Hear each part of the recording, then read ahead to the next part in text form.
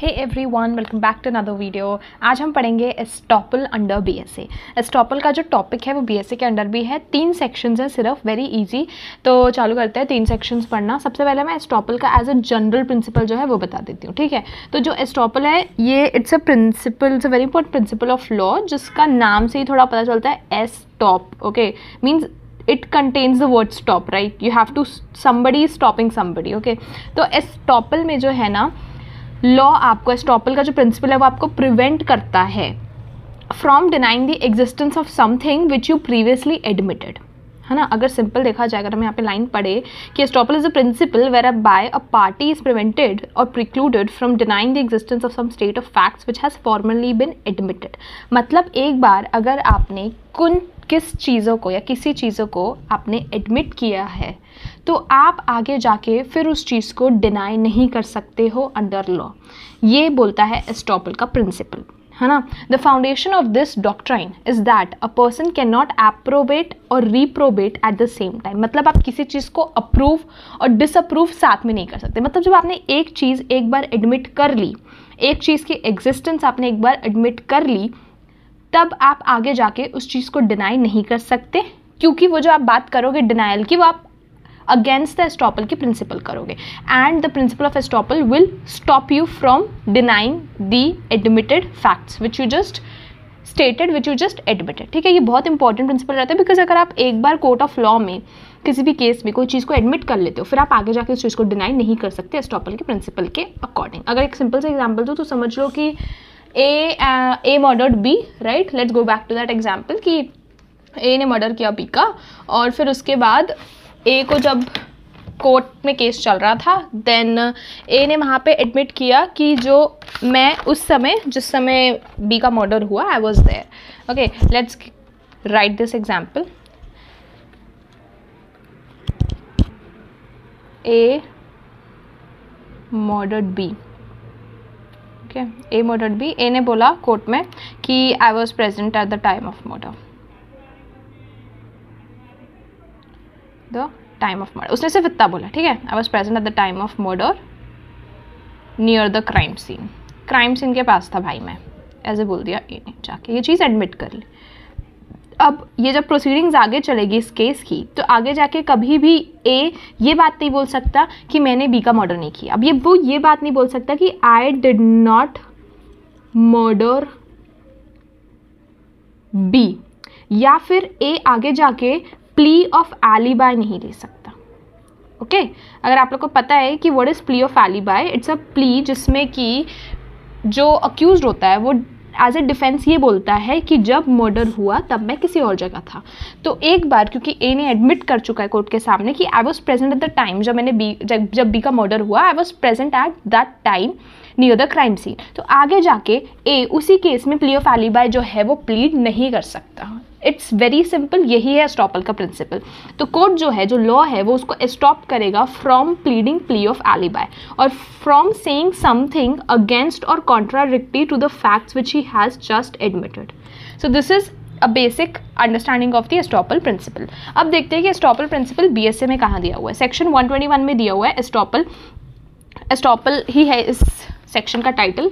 ये देखो यहाँ पे दिया हुआ है सेक्शन 121 एस्टॉपल। सिंपल है, 4-5 लाइन का दिया है। ये इसमें बेसिक प्रिंसिपल बता रहा है, ठीक है। क्या बोलता है ये कि व्हेन वन पर्सन, ये वन है ना, when one person has by his declaration, act or omission intentionally caused or permitted another person to believe a thing to be true or to act upon such belief, neither he nor his representative shall be allowed in any suit or proceeding between himself and such person to deny the truth of that thing. Very simple. जब एक person ने, किसी इंसान ने अपने act, मतलब अपनी हरकतों से, अपने डिक्लेरेशन, अपने वर्ड्स से, ठीक है, अपने मुंह से निकले हुए वर्ड्स से, या ओमिशन, मतलब कोई चीज़ उसको करनी चाहिए तो उसने नहीं की, ओमिशन से या एक्ट से या अपने एक्शन या फिर वर्ड्स से किसी पर्सन को इंटेंशनली मतलब उसको पता था इस बात का कि वो जो चीज़ बोल रहा है वो सच नहीं है, या फिर वो जो चीज़ वो बोल रहा है वो मे बी उसका जो एग्जिस्टेंस है वो उतना ट्रू नहीं है, बट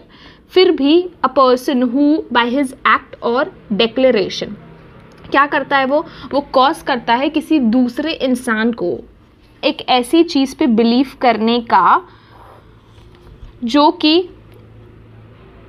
श्योर नहीं है कि एग्जिस्ट करती कि नहीं करती. Okay, so if a person makes another person believe in the existence of a thing, है ना, तो उसके बाद अगर वो एक चीज़ की जो है एग्जिस्टेंस को एडमिट कर लेता है, ठीक है, अगर एस्टॉपल में कोई पर्सन किसी चीज़ की एग्जिस्टेंस को एडमिट कर लेता है, फिर आगे जाके उस केस में ना तो द पर्सन जिसने डिक्लेयर या ओमिट किया, ना ही उसका रिप्रेजेंटेटिव मतलब अगर वो पर्सन मर गया तो आगे जो केस लड़ने वाला है वो, या फिर उसका एडवोकेट या लॉयर आगे जाके उस सूट और प्रोसीडिंग में उस बात को जिसको उसने अभी एडमिट किया उसको डिनाई नहीं कर सकता, है ना. मैंने अभी आपको जो एग्जांपल दिया ए का मर्डर का बी का, है ना, ए मर्डर्ड बी का, वो वही है. जब उसने अपने डिक्लेरेशन उसने डिक्लेयर की ना ये बात कि I was present at that time, या फिर एक्ट होता, एक्ट कैसे होता कि जब पुलिस बी के क्राइम सीन पे आई जहाँ बी का मर्डर हुआ, वहाँ पे ए मिला तो ए ने एक्ट किया that he was there at the time when B was murdered at the crime scene.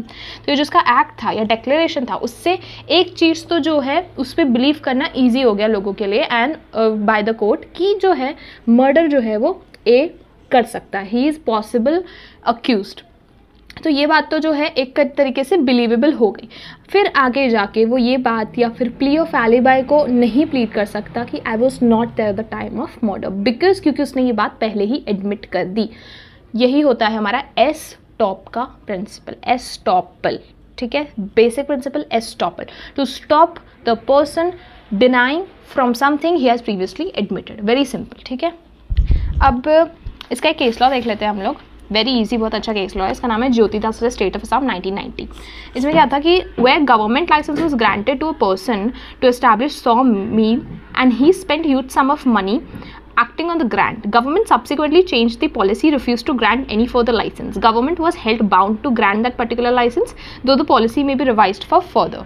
ठीक है, सिंपल है. गवर्नमेंट ने बोल दिया कि हाँ आप एलिजिबल हो गवर्नमेंट लाइसेंस के लिए, तो हम आपको ग्रांट कर देंगे आने वाले टाइम में, ठीक है. और उसके चक्कर में उस पर्सन ने 100 मील एस्टैब्लिश करने के लिए बहुत सारा पैसा खर्च कर लिया, लोन ले लिया बैंक से and all that, you know, he did a lot of things. फिर आगे जाके गवर्नमेंट अपनी पॉलिसी चेंज कर दे देती है, जिस पॉलिसी के अकॉर्डिंग अब गवर्नमेंट बोलती है कि हम अब आपको आगे कोई भी लाइसेंस ग्रांट नहीं करेंगे, अब तक जितने कर दिए वो कर दिए, आगे वाले पर्सन को मिलने वाले लाइसेंस ग्रांट नहीं होंगे, ठीक है.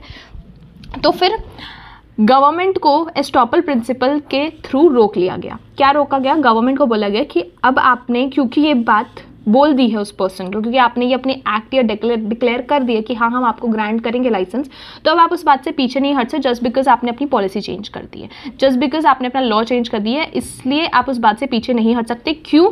क्योंकि that person has acted in a way believing the thing that you said. जो आपने बोला उस पर उस पर्सन ने एक्ट कर चुका है वो, और अब आप उस चीज़ से पीछे नहीं हट सकते. उस मिसरिप्रेजेंटेशन पे, उस बिलीफ पे कि उसको लाइसेंस मिलेगा, उसने अपना लोन ले लिया और काम शुरू करवा दिया, काम चालू करवा दिया, तो अब आप पीछे नहीं हट सकते. तो गवर्नमेंट को बोला कि अब आपको ये वाला लाइसेंस देना पड़ेगा, ऑल्दो आप अपनी जो पॉलिसी है उसको फ्यूचर में चेंज कर सकते हो after granting this particular license, ठीक है. So this was Jyoti Das state of Assam 1990. Easy case, very अच्छा रिलेटेड केस है एस्टॉपल से. अब हम आते हैं सेक्शन 122. सेक्शन 122 का टाइटल है estoppel of tenants end of लाइसेंसी ऑफ पर्सन इन पोजेशन.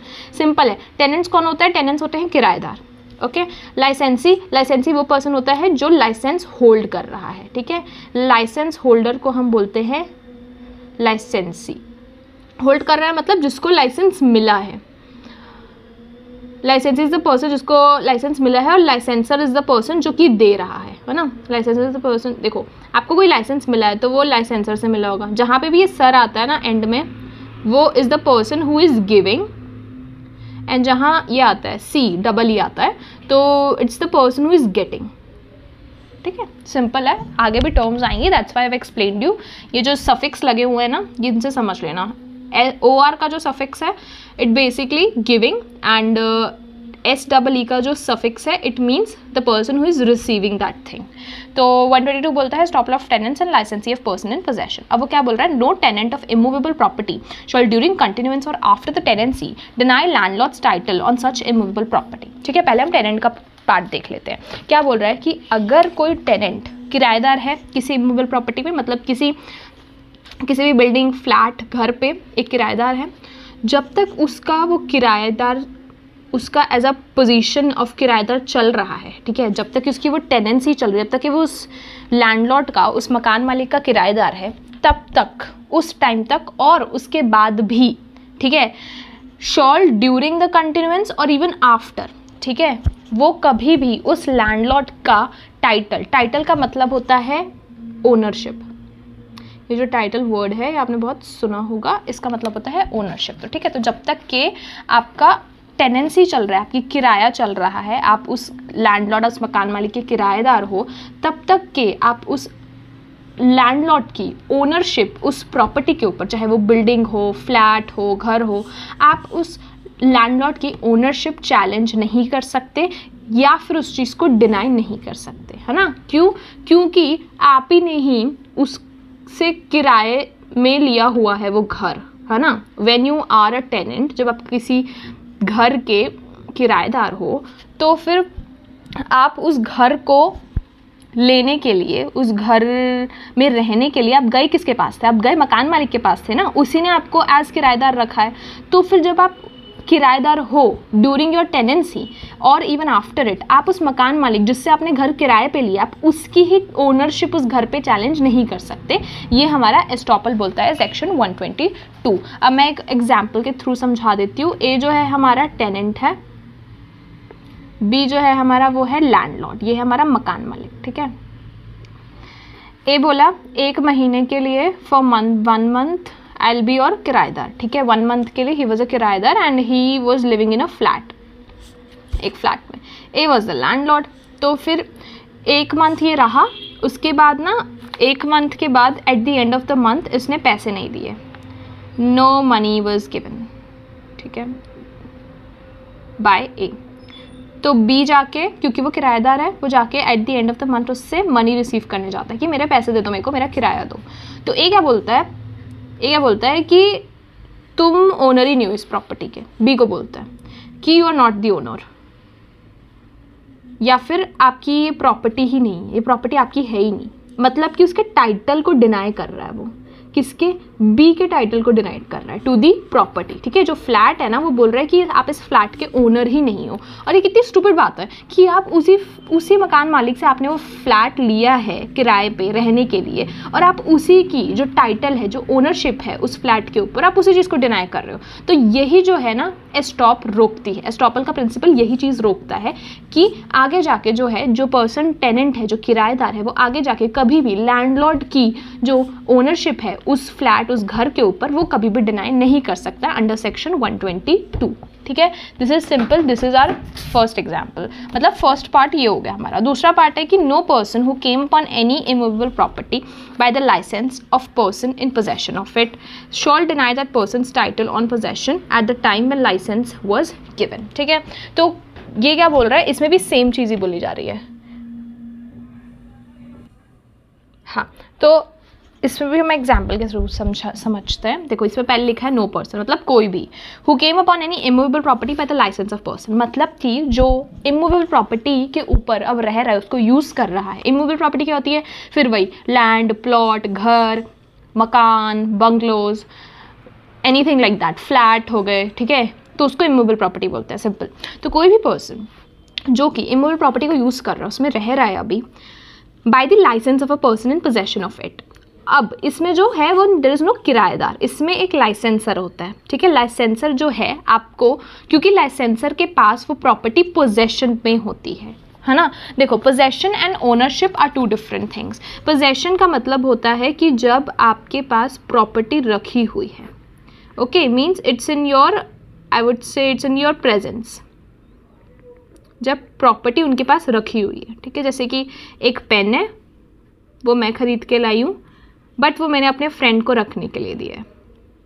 तो ये जो फ्रेंड है उसके पास उस पेन का पोजेशन है, और जो मैं हूँ, जो मैं खरीद के लाई पेन, मैं हूँ उस पेन की ओनर, ठीक है। तो this is difference between owner and possession. मतलब इसमें होता है ओनरशिप और पोजेशन में डिफरेंस होता है, ये डिफरेंस होता है बेसिकली। तो हम अभी जो टेनेंट वाली बात कर रहे थे, उसमें आप ओनरशिप चैलेंज नहीं कर सकते। ये जो हम बात कर रहे हैं कि नो पर्सन जो कि लाइसेंस के थ्रू, एक लाइसेंसर के थ्रू इमूवेबल प्रॉपर्टी में रह रहा है, उसको यूज़ कर रहा है, वो उस लाइसेंसर का, कौन है लाइसेंसर? जिसने आपको वो लाइसेंस ग्रांट किया है, जिसने वो लाइसेंस आपको दिया है, आप उसका पोजेशन उस प्रॉपर्टी के ऊपर डिनाई नहीं कर सकते या चैलेंज नहीं कर सकते। Deny that person's title on possession at the time when license was given. ठीक है, सिंपल है, मैं एक एग्जांपल समझा देती हूँ। देखो ए है हमारा, बी है, तो जो ए है हमारा वो है लाइसेंसर, अच्छा चलो ठीक है लाइसेंसर है, और ये हमारा लाइसेंसी, मीन्स इसने दिया है, इसने रिसीव किया है लाइसेंस। तो सिंपल है, possession of property, movable property इसके पास था, है ना, प्रॉपर्टी इसके पास था, इसने ये लाइसेंस दिया बी को, he gave it to him, he gave license to B. अब बी आ गया है प्रॉपर्टी में यूज कर रहा है उसको, प्रॉपर्टी को, ठीक है बी। तो फिर जब ये प्रॉपर्टी को बी यूज कर रहा है तो बी आगे जाके ना ये नहीं बोल सकता कि जो ए के पास इस प्रॉपर्टी का पोजेशन था वो, या जो उसका टाइटल था वो गलत है, या फिर वो उसको डिनाई नहीं कर सकता, ना तो उसको चैलेंज कर सकता है ना तो डिनाई नहीं कर सकता। कौन? बी। क्यों? क्योंकि बी उस प्रॉपर्टी को यूज ही तभी कर पा रहा है जब ए ने उसको वैलिड लाइसेंस ग्रांट किया, या वैलिड लाइसेंस दिया है उस इमूवेबल प्रॉपर्टी के ऊपर। तब आप उस चीज़ को डिनाई नहीं कर सकते जब आप उसको यूज़ कर रहे हो, आप उस प्रॉपर्टी को यूज़ कर रहे हो, तब आप उस प्रॉपर्टी का जो पोजेशन है जिसके पास, जो कि ए है, आप उस पोजेशन को ना कभी चैलेंज कर सकते हो ना डिनाई कर सकते हो अंडर सेक्शन 122। ये बहुत बेसिक प्रिंसिपल है कि अगर तुम किसी के किराएदार हो, है ना, तो आप ये नहीं बोल सकते कि मकान मालिक के पास ही ओनरशिप नहीं है उस प्रॉपर्टी। कितना स्टूपिड चीज़ है ये। तो भाई बहुत I would say daily use वाला जो चीज़ें हैं ना, बहुत बेसिक नॉलेज पे बेस्ड है स्टॉपल, कोई डिफरेंट नहीं है, कोई डिफ़िकल्ट नहीं है, बस लैंग्वेज थोड़ी सी it kind of is difficult, so that is now going to be easy for you. Now let's see a case law, Motilal versus RMD 925. Court held that tenant cannot say that landlord has no more interest in the property when the landlord filed a suit for default payment and ejectment. Simple है, court ने बोला कि जो किराएदार है वो ये नहीं बोल सकता कोर्ट में आके कि लैंडलॉर्ड का इस प्रॉपर्टी पर कोई भी इंटरेस्ट, कोई भी अधिकार, कोई भी हक नहीं है। जब लैंडलॉर्ड ने उसको पेमेंट का डिफ़ॉल्ट, मतलब जब उसने किराया नहीं दिया, उसके लिए एक सूट फाइल किया कोर्ट में, तो फिर जो हमारा किराएदार है वो ये नहीं बोल सकता कि लैंडलॉर्ड के पास तो हक ही नहीं है मेरे से किराया लेने का, या उसके पास तो इंटरेस्ट ही नहीं है इस प्रॉपर्टी पे। Okay, this is very stupid, so no court will admit that. और आपके वो लगाएंगे एस्टॉपल 122 अगर कोर्ट को ये जाके बोलोगे तो, ठीक है। तो फिर अब आएगा सेक्शन 123, लास्ट सेक्शन है, 3 सेक्शन है हमारे, ये भी इजी है, ठीक है। वही है, सेम प्रिंसिपल है, अलग अलग चीज़ों पे बस अप्लाई हो रहा है, ठीक है। अभी हमने टेनेंट का देखा, हमने देखा लाइसेंसर पे कैसे अप्लाई होता है, अब हम आगे देखेंगे। इसमें क्या बोल रहा है, estoppel of acceptor of bill of exchange, bailee और लाइसेंस, है ना। देखो भाई, बिल ऑफ एक्सचेंज क्या होता है बताती हूँ। बिल ऑफ एक्सचेंज जो होता है ना, वो एक नेगोशिएबल इंस्ट्रूमेंट होता है, ठीक है। इसको एक नेगोशिएबल इंस्ट्रूमेंट बोलते हैं, ये समझ लो चेक की तरह होता है। जो बिल ऑफ एक्सचेंज होता है, it's a kind of a cheque, हाँ ये चेक होता है। तो चेक जो होता है ना, चेक मतलब जिससे आप पैसे इधर से उधर ट्रांसफर करते हो, तो चेक हमेशा एक पर्सन ड्रॉ करता है मतलब चेक बनाता है ना। आप जब चेक बनाते हो अपना नाम लिखते हो, अमाउंट लिखते हो, अपना बैंक अकाउंट लिखते हो और साइन करते हो। और बी जो है वो पर्सन होता है जो वो उस चेक को रिसीव करने वाला है, ही इज़ द रिसीवर, ठीक है। ये रिसीव करेगा, ये एक्सेप्ट करेगा आपके बिल ऑफ एक्सचेंज को। ये वो पर्सन है जो उसको ड्रॉ करता है, इसको हम बोलते हैं ड्रॉअर, है ना। अगर नेगोशिएबल इंस्ट्रूमेंट पढ़ा नहीं है तो आप पढ़ोगे तो समझ आएगा, ड्रॉअर इसको बोलते हैं। मैं कुछ समझा क्यों रही हूँ, बिकॉज ये आगे थोड़ी टर्म्स आएंगी। क्या बोलता है कि हमारा an acceptor of bill of exchange can not deny drawer's authority to draw और endorse such bills. Very simple, बहुत सिंपल लाइन है। मैंने बता दिया कि एक्सेप्टर कौन होता है, वो पर्सन जो बिल ऑफ एक्सचेंज को एक्सेप्ट कर रहा है, वो उस ड्रॉअर की, ड्रॉअर मतलब जिसने वो बिल ऑफ एक्सचेंज बनाया है, जिसने वो चेक बनाया है, ए ने बनाया यहाँ पे, वो उसकी अथॉरिटी को डिनाई नहीं कर सकता। कौन? ए की अथॉरिटी को बी डिनाई नहीं कर सकता, क्योंकि ए ने बी बिल ऑफ एक्सचेंज को ड्रॉ किया, उसको बनाया है और इसने रिसीव किया है। तो ये बीइंग अ रिसीवर उसकी टाइटल या उसकी अथॉरिटी को to draw such bill of exchange challenge नहीं कर सकता, डिनाई नहीं कर सकता, सिंपल। अब ये दूसरा पॉइंट क्या बोलता है, नॉर एनी बेली और लाइसेंसी। अब बेली कौन होता है, देखो, if you don't know the process, like whole procedure of this bailee, let me tell you. एक होता है बेलर, एक होता है bailee. Bailee is the person जो सामान रखता है या फिर रिसीव करता है। He receive and he keeps goods, keeps goods whatever. Bailer is the person who wants to transfer the goods to a certain person and therefore he gives it to bailey. तो baler वो person होता है, मतलब वो transfer करता है goods को, baler से बेली जाता है, और इस प्रोसेस को हम बोलते हैं बेलमेंट। ठीक है, अब आगे देखो, इसमें पढ़ो। नॉर एनी बेली और लाइसेंसी। लाइसेंसी और लाइसेंसर का तो मैंने आपको बता दिया, बट यहाँ पे इमूवेबल प्रॉपर्टी की बात नहीं हो रही, यहाँ पे नॉर्मल लाइसेंस की बात हो रही है। ठीक है, हम उस समय बात कर रहे थे इमूवेबल प्रॉपर्टी के ऊपर लाइसेंस की, ये नॉर्मल लाइसेंस की बात हो रही है। तो यहाँ पे क्या लिखा है, नॉर एनी बेली। बेली कौन है, वो पर्सन जिसने वो गुड्स रिसीव किए हैं, या लाइसेंसी जिसने वो लाइसेंस रिसीव किए है, be permitted to deny bailor और licensor's authority to make such bailment और grant such licence at the time when the bailment of the licence commenced. Simple है, जो बेली है, जो गुड्स रिसीव करे, जो लाइसेंसी है, जिसने लाइसेंस रिसीव किया है, वो बेलर और लाइसेंसर की, मतलब जिसने वो गुड्स ट्रांसफर किए, और लाइसेंस के टर्म्स में वो पर्सन जिसने लाइसेंस दिया, ग्रांट किया, उसकी अथॉरिटी वो बेलमेंट या उस लाइसेंस को ग्रांट करने की अथॉरिटी चैलेंज नहीं कर सकता। बेली या लाइसेंसी कभी भी चैलेंज नहीं कर सकता, specially eight the time when the bailment और लाइसेंस इज कमेंस्ड। उस टाइम पे जब वो बेलमेंट या वो लाइसेंस की जो ड्यूरेशन है वो चालू होती है, उस समय पे आप उस बेलर या उस लाइसेंसर की जो अथॉरिटी है उसको चैलेंज नहीं कर सकते। That is not permitted under section 123। That's it, यही था हमारा एस्टॉपल का प्रिंसिपल। बहुत सिंपल प्रिंसिपल है, बस अलग अलग कंडीशंस पे अप्लाई है। इफ़ यू नो कि what conditions are, you know what are the proponents on which it is like right now being applied on, so it will be easy for you. And thank you for watching the video. I hope you have understood. See you in the next video.